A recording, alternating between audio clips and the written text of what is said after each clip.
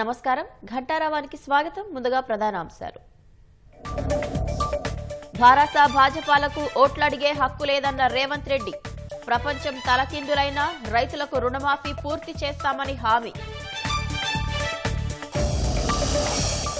ప్రచారంలో జోరు పెంచిన పలువురు అభ్యర్థులు మద్దతు కోసం పార్టీలకు అతీతంగా స్థానిక నేతలతో మంతనాలు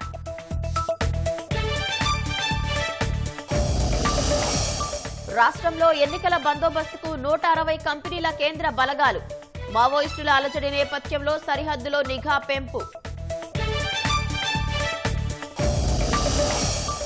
కాంగ్రెస్ గెలిస్తే తాళిబొట్టు కూడా వదలరన్న ప్రధాని దేశ సంపదను ముస్లింలకు పంచేస్తారని ఆరోపణ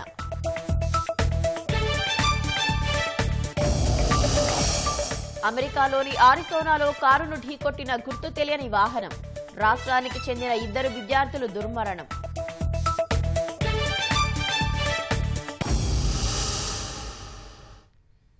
రాష్ట్ర అవతరణను పార్లమెంటులో అవమానించిన ప్రధాని మోదీకి తెలంగాణలో ఓట్లు అడిగే హక్కు లేదని ముఖ్యమంత్రి రేవంత్ రెడ్డి అన్నారు.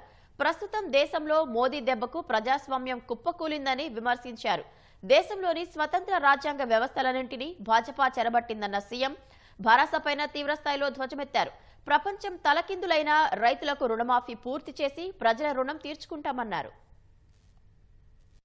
యాదాద్రి జిల్లా భువనగిరిలో కాంగ్రెస్ ఎంపీ అభ్యర్థి చామల కిరణ్ కుమార్ రెడ్డికి మద్దతుగా ముఖ్యమంత్రి రేవంత్ రెడ్డి ఎన్నికల ప్రచారం నిర్వహించారు. తెలంగాణ ఏర్పాటును మోదీ ఎన్నోసార్లు అవమానించారన్న సీఎం తెలంగాణ ఏర్పాటే తప్పిదమన్నట్లుగా మోదీ మాట్లాడారని గుర్తు చేశారు. ఏ ముఖం పెట్టుకుని ఇప్పుడు ఓట్లు అడుగుతారని భాజపా నేతలపై విమర్శలు గుప్పించారు. 10 ఏళ్ల నుంచి ఇక్కడ కేడీ ఉన్నాడు, అక్కడ మోడీ ఉన్నాడు. తెలంగాణ రాష్ట్ర ఏర్పాటు ప్రక్రియను తప్పుపట్టి కాంగ్రెస్ పార్టీని దోషిగా నిలబెట్టి పార్లమెంటు తలుపులు మూసిందని చెప్పి మా కళ్ళ ముందు మాట్లాడుతుంటే మా కడుపు మండదా? నాకు ఎంకన్నకు ఉత్తమన్నకు పార్లమెంట్లో అని నేను అడుగుతున్నా.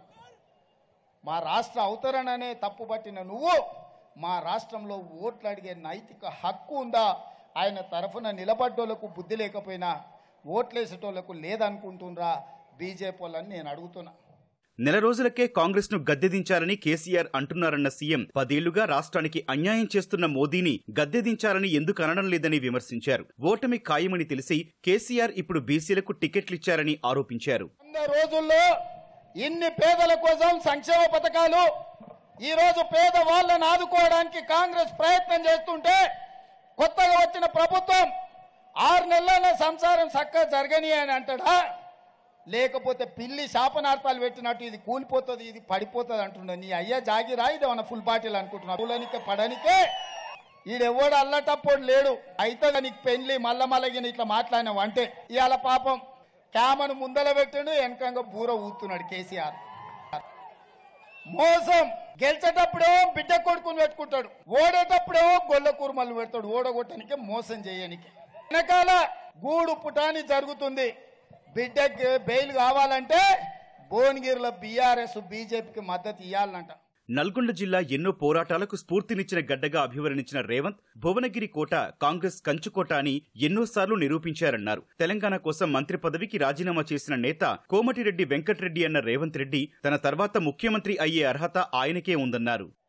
దొరగారి గడిలో సారాలో సోడా పోసి కాదు వాళ్ళు వచ్చింది. కోమటిరెడ్డి బ్రదర్స్ రక్తాన్ని చెమటగా మార్చి భుజాలు కాయలు కాసేలా 3 రంగుల జెండాను మోసి నాయకులుగా ఎదిగినరు. నల్గొండ సమస్యల మీద కొట్లాడి అధిష్టాన్ని ఒప్పించి మెప్పించి ఇవాళ వాళ్ళు ఈ బాధ్యతలో ఉన్నారు. వాస్తవంగా నాతో పాటు ఎవరైనా ముఖ్యమంత్రి పదవికి అర్హత ఉందంటే అది కోమటిరెడ్డి వెంకటరెడ్డి గారికి అని చెప్పి నేను మనస్ఫూర్తిగా చెప్తున్నా. ప్రత్యేకమైన సందర్భంలో పార్టీ నిర్ణయంతో నాకు ముఖ్యమంత్రి పదవి ఇచ్చిండ్రు. ఈ పదవిని నేను బాధ్యతగా చూసిన తప్ప అహంకారంతో ఈ కుర్చీలో నేను ఏ రోజు కూడా 1 నిమిషం 1 గంట కూడా కూర్చోలే. ఈ బాధ్యతతోటి రోజుకు 18 గంటలు పనిచేసి పేదవాడి సంక్షేమం కోసం, పేదవాడి అభివృద్ధి కోసం తెలంగాణను ప్రపంచంలో అభివృద్ధి చెందిన రాష్ట్రంగా నిలబెట్టడం కోసం అహర్నిశలు కృషి చేస్తున్న మిత్రులారా.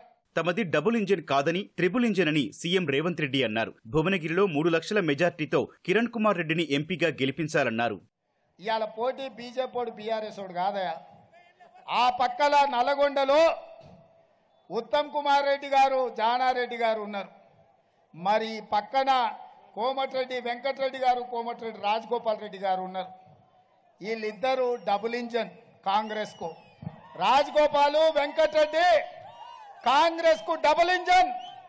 ఇవాళ డబుల్ ఇంజన్ మాట ఇచ్చింది 3 లక్షల మెజార్టీ తెచ్చి చామల కిరణ్ ఇవాళ ఎంపీగా ఎన్నుకుంటామని.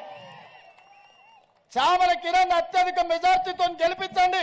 50,000 కోట్లతోటి మూసి ప్రక్షాళన చేసి నల్గొండ జిల్లాకు కాలుష్యం నుంచి విముక్తి కలిగించే బాధ్యత నాది. గంధమల్ల ప్రాజెక్టును పూర్తి చేసే బాధ్యత నాది. బ్రాహ్మణ వెళ్లి ప్రాజెక్టును పూర్తి చేసే బాధ్యత నాది. ఆగస్టు 15 లోపు రైతులకు రుణమాఫీ చేసి తీరతామన్న సీఎం ప్రపంచం తలకిందులైన రుణమాఫీని ఆపబోనని స్పష్టం చేశారు. నేను యాదగిరిగుట్ట లక్ష్మీ నరసింహస్వామి ఆనగా మాటిస్తున్నా, 15 ఆగస్టు లోపల రైతులకు 2 లక్షల రూపాయలు రుణమాఫీ చేస్తా. అక్కడి సూర్యుడు ఇక్కడ మొలిసినా, ప్రపంచమంతా తలకిందులైనా, ఏది ఏమైనా, ఎవడు ఉన్నా ఎవడు పోయినా 15 ఆగస్టు లోపల 2 లక్షల రూపాయలు రైతులకు రుణమాఫీ చేసే బాధ్యత నాది.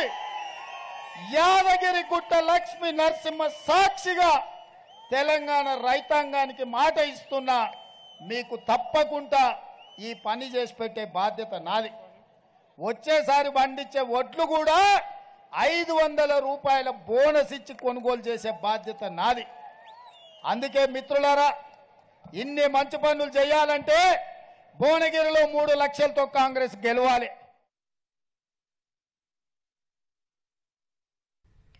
ముఖ్యమంత్రి రేవంత్ రెడ్డి ఇవాళ 3 జిల్లాల్లో పర్యటించనున్నారు. ఆదిలాబాద్, నిజామాబాద్, మేడ్చల్, మల్కాజ్గిరి జిల్లాల్లో లోక్సభ అభ్యర్థుల నామినేషన్ కార్యక్రమాల్లో పాల్గొనడంతో పాటు అభ్యర్థులకు మద్దతుగా ప్రచారం చేయనున్నారు.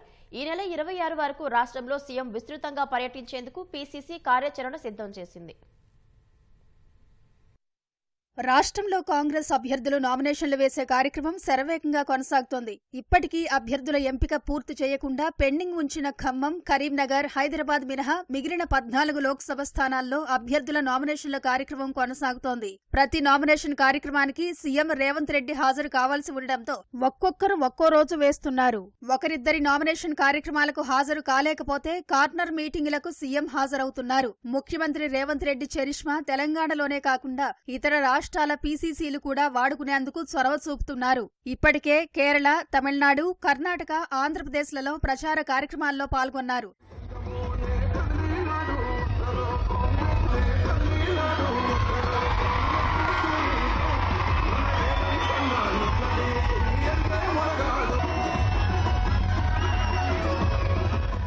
నిన్న భువనగిరి కార్నర్ ఎన్నికల సభలో పాల్గొన్న సీఎం రేవంత్ రెడ్డి అభ్యర్థి చామల కిరణ్ కుమార్ రెడ్డికి మద్దతుగా ప్రచారం చేశారు. ఇవాళ ఒక్కరోజే ఏకంగా 3 నియోజకవర్గాల్లో ముఖ్యమంత్రి రేవంత్ రెడ్డి పర్యటిస్తారు. ఆదిలాబాద్, నిజామాబాద్, మల్కాజ్గిరి లోక్సభ నియోజకవర్గాల్లో పర్యటించి ఆత్రం సుగుణ, జీవన్ రెడ్డి, సునీత మహేందర్ రెడ్డి నామినేషన్ల కార్యక్రమాలకు హాజరవుతారు. ఉదయం 11 గంటలకు ఆదిలాబాద్, మధ్యాహ్నం 1 గంటకు నిజామాబాద్, సాయంత్రం 4 గంటలకు మల్కాజ్గిరి లోక్సభ నియోజకవర్గం బహిరంగ సభల్లో సీఎం పాల్గొంటారు. రేపు నాగర్ కర్నూల్ పర్యటన ఉండే అవకాశం ఉన్నట్లు పీసీసీ వర్గాలు వెల్లడిస్తున్నాయి. ఈ నెల 24 వరంగల్, 25న చేవెళ్ల అభ్యర్థుల నామినేషన్ కార్యక్రమాల్లో పాల్గొంటారు. రాష్ట్రంలో మిషన్ 15 పేరుతో 15 స్థానాల్లో విజయం లక్ష్యంతో రాష్ట్ర కాంగ్రెస్ ముందుకు వెళుతోంది. నామినేషన్ల కార్యక్రమం పూర్తయ్యాక బహిరంగ సభలు, రోడ్ షోలకు కార్యాచరణ సిద్ధం చేస్తోంది. వీటికి సీఎం రేవంత్ రెడ్డితో పాటు కాంగ్రెస్ అగ్రనేతలు రాహుల్, ప్రియాంక, మల్లికార్జున ఖర్గేలు కూడా పాల్గొంటారు. లోక్సభ ఎన్నికలు సమీపిస్తున్న వేళ రాష్ట్రంలో ప్రధాన పార్టీలు ప్రచారాన్ని ముమ్మరం చేశాయి. ప్రత్యర్థి పక్షంపై పైచేయి సాధించే వ్యూహాల్ని అమలు చేస్తున్నాయి. ఆకట్టుకునే హామీలతో ఓట్ల వేట కొనసాగిస్తున్న పార్టీల నేతలు పోటీగా ఉన్న అభ్యర్థిపై విమర్శనాస్త్రాలు ఎక్కుపెడుతున్నారు. అసెంబ్లీ ఎన్నికల్లో గెలిచి జోరు మీదున్న రాష్ట్ర కాంగ్రెస్ సార్వత్రిక ఎన్నికల్లోనూ సత్తా చాటాలని ప్రయత్నిస్తోంది. 10 ఏళ్లుగా కేంద్రంలో అధికారంలో ఉన్న భాజపా రాష్ట్రాన్ని ఏలిన భారాస ప్రజలకు చేసిందేం లేదంటూ జనంలోకి వెళ్తోంది. నిర్మల్ జిల్లా ముథోల్ మండలంలోని నాయబాది వద్ద ఎన్నికల ప్రచారంలో పాల్గొన్న మంత్రి సీతక్క భాజపాపై విమర్శలు గుప్పించారు. 10 ఏళ్ల పాటు అధికారంలో ఉండి ప్రజలను పట్టించుకోని భాజపాకు రాష్ట్రంలో ఓట్లు అడిగే హక్కు లేదని ఉద్ఘాటించారు. బీజేపీ నాయకులు 3 నెలల క్రితం వచ్చిన మా ప్రభుత్వాన్ని ఏ ముఖం పెట్టుకొని మీరు ఓట్లు అడుగుతున్నారని అంటున్నారు. నేను బీజేపీ వాళ్ళని అడుగుతున్నా, 10 సంవత్సరాల క్రితం మీరు ఇస్తానన్న 2 కోట్ల ఉద్యోగాలు సంవత్సరానికి, అట్లా 10 సంవత్సరాలలో 20 కోట్ల ఉద్యోగాలు కావాలి. తెలంగాణ రాష్ట్రానికి మీరు ఇచ్చిన ఉద్యోగాల సంఖ్య ఏందో ఫస్ట్ చెప్పండి. 10 ఏళ్ళు అయింది కదా మీరు అధికారంలో. మేము తెస్తాం కాలాధన్, జన్ధన్ ఖాతాలో ధన్ వేస్తాం అన్నారు. 15 లాక్. మరి కనీసం 15,000 వేసిర్రా? పైనుంచి జీఎస్టీల పేరుతోటి ప్రజల మీద వసూలు చేసి ఏది 15 లక్షలు అవి ఎప్పుడు ఇస్తారని నేను అడుగుతా ఉన్నాను. సార్వత్రిక ఎన్నికల ప్రచారంలో భారస మరింత జోరు పెంచింది. జనంలోకి క్షేత్రస్థాయిలో వెళ్తున్న అభ్యర్థులు ప్రభుత్వ వైఫల్యాలను ఎండగడుతూ ఎన్నికల ప్రచారం నిర్వహిస్తున్నారు. రాజన్న సిరిసిల్ల జిల్లా బోయినపల్లిలోని రోడ్ షోలో కరీంనగర్ మాజీ ఎంపీ వినోద్ కుమార్ పాల్గొన్నారు. మరోవైపు మెదక్లో మాజీ మంత్రి హరీష్ రావు కాంగ్రెస్ సర్కారుపై తీవ్రస్థాయిలో మండిపడ్డారు. ఇచ్చిన మాట తప్పడం, పచ్చి అబద్దాలు ఆడటం రేవంత్ రెడ్డి నైజమన్న హరీష్ 100 రోజుల్లో హామీలు అమలు చేయనందుకు ప్రజలకు క్షమాపణ చెప్పాలని డిమాండ్ చేశారు. ఒక రైతు పరామర్శించినా, ఒక మంత్రి గాని ఈ ముఖ్యమంత్రి గాని చనిపోయి ఒక రైతు కుటుంబాన్ని పరామర్శించినా ఏమి నీకు 1 నిమిషం టైం దొరుకుతలేదా? నాకు రిటర్నింగ్ మాత్రం టైం దొరుకుతాది, అబద్ధాలు మాట్లాడడానికి మాత్రం టైం దొరుకుతాది. అప్పుడు ఏం మాట్లాడతావు? ప్రజాపాలన, ఎడవాని ప్రజాపాలన. ప్రజలు కష్టాల్లో ఉంటే, రైతులు ఆత్మహత్య చేసుకుంటే, ఆటో కార్మికులు ఆత్మహత్య చేసుకుంటే పరామర్శించడానికి నీకు నీ ప్రజాపాలనలో టైం దొరుకుతలేదా? నువ్వు టచ్ చేయాల్సింది మా ఎమ్మెల్యేలను కాదు, నువ్వు టచ్ చేయాల్సింది 6 గ్యారెంటీలు. నువ్వు టచ్ చేయాల్సింది దుఃఖంలో బాధలో ఉన్న రైతులను ఓదార్చడం కోసం నువ్వు టచ్ చేయాల్సినటువంటి అవసరం ఉంది. ప్రజలకు ఇచ్చిన హామీలు అమలు చేయడం మీద దృష్టి పెట్టు. 6 గ్యారెంటీలు ఎందుకు 100 రోజుల్లో అమలు చేయలేదో ప్రజలకు సమాధానం చెప్పు, ప్రజలకు క్షమాపణ చెప్పు. కులవృత్తులకు పూర్వ వైభవం తెచ్చిన ఘనత భారాస ప్రభుత్వానికి దక్కుతుందని దుబ్బాకలో ఎమ్మెల్యే కొత్త ప్రభాకర్ రెడ్డి అన్నారు. ఇచ్చిన హామీలు నిలబెట్టుకోలేక ఏం చెయ్యాలో తోచని కాంగ్రెస్ పక్కదారి రాజకీయాలకు పాల్పడుతోందని ఖమ్మంలో మాజీ మంత్రి పువ్వాడ అజయ్ కుమార్ ఆరోపించారు. జిల్లాలో భారాసకు మంచి స్పందన లభిస్తుందని ఖమ్మం భారాస ఎంపీ అభ్యర్థి నామా నాగేశ్వరరావు అన్నారు. గత 21 నెల నుంచి మేమందరం కలిసిమెలిసి అన్ని విధాలు కూడా మొదటి విడతగా ఏ విధంగానైతే మా అధ్యక్షులు చెప్పినట్టుగా మొదటి విడత చాలా మండలాలన్నీ కంప్లీట్ చేయడం జరిగింది. దాంట్లో భాగంగా ఎక్కడికి పోయినా కూడా ప్రజా సమస్యలు, ఎప్పుడు లేని సమస్యలు. ఫర్ ఎగ్జాంపుల్ ఇక్కడ కనుక చూసినట్టే తాగునీరు సమస్య వచ్చింది, సాగునీరు సమస్య వచ్చింది, కొన్ని దిక్కుల కరెంటు కొరత వచ్చింది. ఈ విధంగా సమస్యలు, ఎన్నో సమస్యలు వచ్చినాయి. రైతులైతే రైతు బంధు ఇంతవరకు కూడా పూర్తిగా పడలే. ఇంతకుముందు రైతు బంధు అంటే 2 వారాలలో మొత్తం రైతు బంధు వేస్తున్నాం. ఇవాళ రైతు బంధు ఆ రోజున 10,000 అంటే మీరు 15,000 అన్నారు. 15,000 సంగతి దేవుడు కానీ ఆ 10,000 కూడా మొత్తం ఇవ్వలేదు.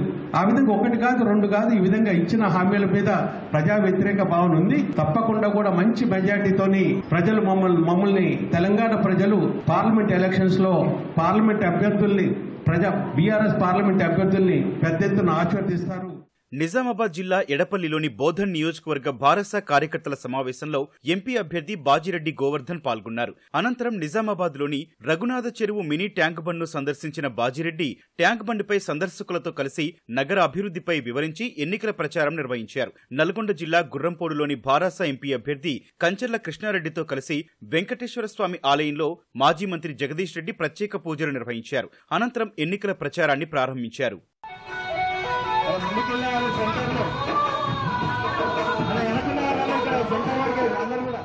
సార్వత్రిక ఎన్నికల్లో దక్షిణాదిన పాగా వేసేందుకు తెలంగాణలో అత్యధిక స్థానాలు గెలిచే లక్ష్యంతో భాజపా ప్రచార జోరు కొనసాగిస్తోంది. మహబూబాబాద్లోని జిల్లా కార్యాలయంలో నిర్వహించిన భాజపా ఎస్టీ మోర్చా సమ్మేళనంలో పాల్గొన్న ఎంపీ అభ్యర్థి అజ్మీరా సీతారాం నాయక్ ప్రధాని మోదీ ప్రతిష్టాత్మకంగా అమలు చేస్తున్న ఎన్నో సంక్షేమ పథకాలు, అభివృద్ధిని ప్రజల్లోకి క్షేత్రస్థాయిలో తీసుకెళ్లాలని పార్టీ శ్రేణులకు విజ్ఞప్తి చేశారు. సికింద్రాబాద్ కంటోన్మెంట్లో మల్కాజ్గిరి భాజపా ఎంపీ అభ్యర్థి ఈటెల రాజేందర్ ఎన్నికల ప్రచారం నిర్వహించారు. 6 గ్యారంటీల పేరుతో కాంగ్రెస్ ప్రభుత్వం ప్రజలను మోసం చేసిందన్న ఈటెల లోక్సభ ఎన్నికల్లో భాజపా అత్యధిక స్థానాలు కైవసం చేసుకుంటుందని ధీమా వ్యక్తం చేశారు. ఏమంటున్నారు రేవంత్ రెడ్డి గారు? ఓ ఆడబిడ్డలారా, నాకు ఇట్లా ఓటు వెయ్యి 9వ తారీఖు నాడు రిజల్ట్ వస్తుంది, ప్రమాణీకరణ చేస్తా, మీ అకౌంట్లలో నెలకు 2,500 రూపాయలు చేస్తా. వేసిన అమ్మ ఎవరికైనా 2,500 రూపాయలు ఎన్నెళ్ళు అవుతుంది? 4 నెలలు దాటిపోయింది. 4 నెలలు దాటిపోయి 5 నెలలు నడుస్తుంది. ఈనాటికి కూడా నా ఆశపడ్డ ఆడబిడ్డలకి 2,500 రూపాయలు వస్తలేవు. స్కూటీలు రాలే, పెన్షన్ పెరగలే, 2,500 రూపాయలు రాలే. చివరికి ఆడపిల్లల పెళ్లి చేస్తే ఆనాడు కేసీఆర్ 1,00,000 రూపాయలు ఇస్తే ఈ 1,00,000 సరిపోతాయమ్మా, నేను వచ్చినాక తులం బంగారం ఇస్తా అని చెప్పిండు. ఇచ్చిండా తులం బంగారం? ఇవాళ తులం బంగారం 75,000 రూపాయలకు తులం బంగారం అయింది. ఏమి ఇయ్యలే. లోక్సభ ఎన్నికల సమయం దగ్గర పడుతున్న తరుణంలో రాష్ట్రంలో కేంద్ర బలగాలు మోహరించనున్నాయి. రాష్ట్రంలో 60,000 మంది పోలీసులకు తోడు 160 కంపెనీల భద్రతా దళాలు విధుల్లో పాల్గొననున్నాయి. Assam Rifles, CRPF, BSF, CISF, SSB, ITBP బలగాలతో కూడిన ఒక్కో కంపెనీలోని 70 నుంచి 80 మంది వరకు క్షేత్రస్థాయి సిబ్బంది ఉంటారు. కేంద్రం నుంచి సుమారు 60 కంపెనీల బలగాలు ఇప్పటికే రాష్ట్రానికి చేరుకున్నట్లు పోలీస్ వర్గాలు తెలిపారు. అంతర్గత చెక్పోస్టులతో పాటు సరిహద్దు చెక్పోస్టుల వద్ద వీరు తనిఖీ విధులు నిర్వర్తిస్తున్నారు. మరో 100 కంపెనీలను పంపించాలని కేంద్రానికి రాష్ట్ర ప్రభుత్వ యంత్రాంగం లేఖ రాసింది. ఇటీవలి కాలంలో తెలంగాణ, ఛత్తీస్గఢ్ సరిహద్దుల్లో మావోయిస్టులు హింసాత్మక ఘటనలకు పాల్పడటంతో పాటు ఎన్కౌంటర్లు పెరిగాయి. ఈ నేపథ్యంలో మావోయిస్టుల అలజడులకు ఆస్కారం ఉండవచ్చనే అనుమానంతో సరిహద్దుల్లో నిఘా పెంచారు.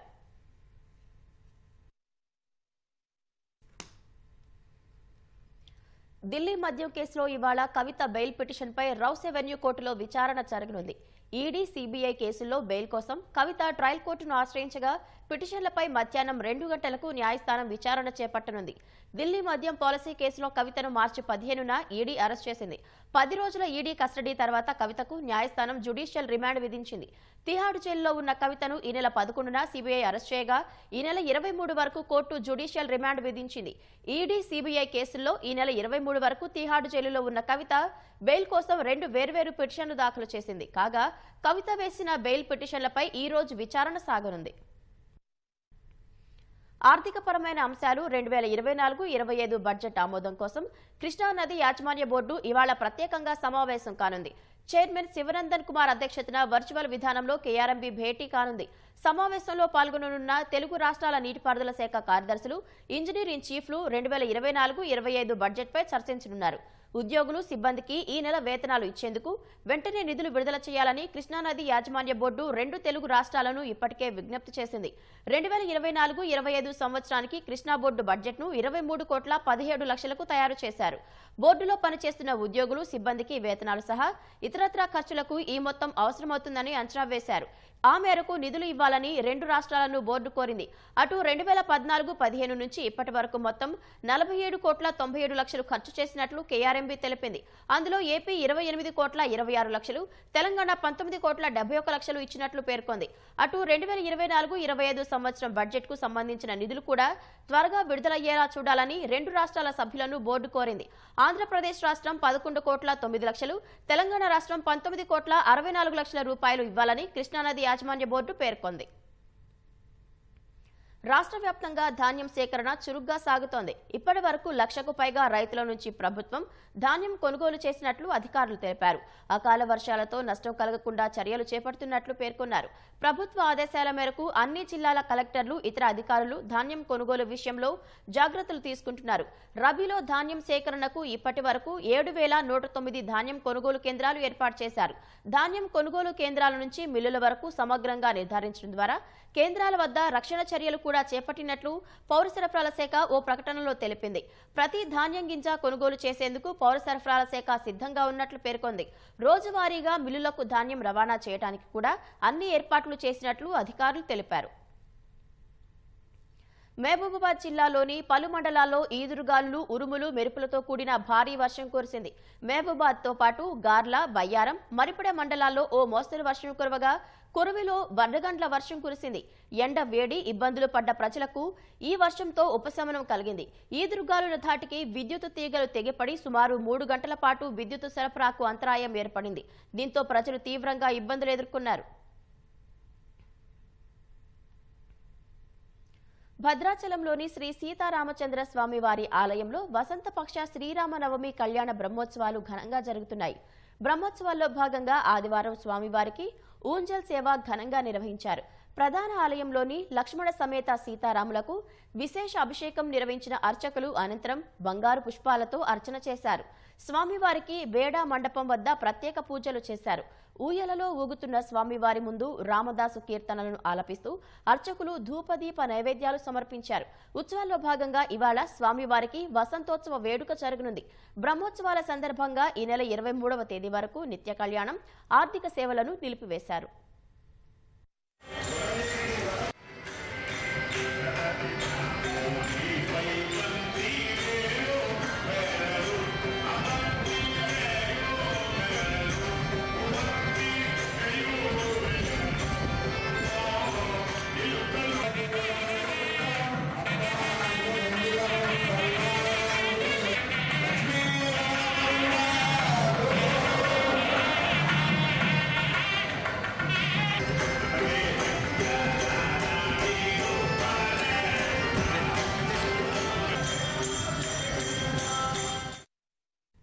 కాంగ్రెస్ అధికారంలోకి వస్తే ప్రజల సొత్తును ముస్లింలకు పంపిణీ చేస్తుందని ప్రధాని నరేంద్ర మోదీ ఆరోపించారు.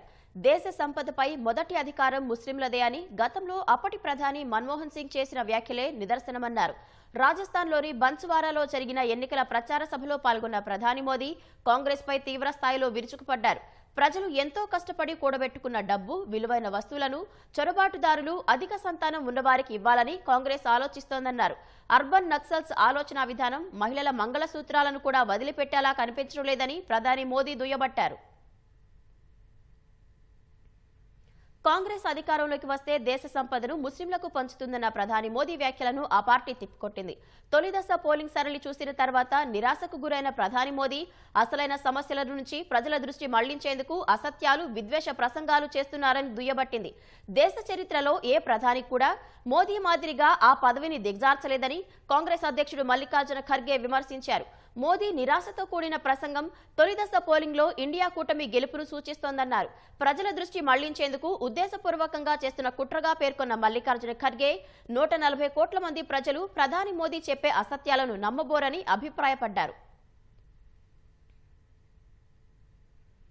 అమెరికాలో జరిగిన రోడ్డు ప్రమాదంలో రాష్ట్రానికి చెందిన 2 విద్యార్థులు దుర్మరణం చెందారు. కరీంనగర్ జిల్లా హుజురాబాద్ పట్టణానికి చెందిన డాక్టర్ స్వాతి, డాక్టర్ నవీన్ దంపతుల కుమారుడు నివేష్, జనగామ జిల్లా స్టేషన్ ఘన్పూర్ మండలంలోని శివునిపల్లికి గౌతమ్ క్వార్ అమెరికాలోని ఆరిజోనా స్టేట్ విశ్వవిద్యాలయంలో బీటెక్ 2వ సంవత్సరం చదువుతున్నారు. శనివారం రాత్రి ఈ ఇద్దరు తమ మిత్రులతో కలిసి విశ్వవిద్యాలయం నుంచి ఇంటికి కారులో వస్తుండగా వెనుక నుంచి వేగంగా వచ్చిన ఓ గుర్తు తెలియని వాహనం వీరి వాహనాన్ని బలంగా ఢీకొట్టింది. ఈ ప్రమాదంలో వెనుక సీట్లో కూర్చున్న నివేష్, గౌతమ్ కుమార్ అక్కడికక్కడే మృతి చెందారు. మరో 2 యువకులకు తీవ్ర గాయాలయ్యాయి. ఈ మేరకు అక్కడి పోలీసులు ఆదివారం మధ్యాహ్నం మృతుల తల్లిదండ్రులకు సమాచారం అందించారు. మృతదేహాలను వారి స్వస్థలాలకు తీసుకొచ్చేందుకు ఏర్పాట్లు చేస్తున్నట్లు కుటుంబ సభ్యులు తెలిపారు.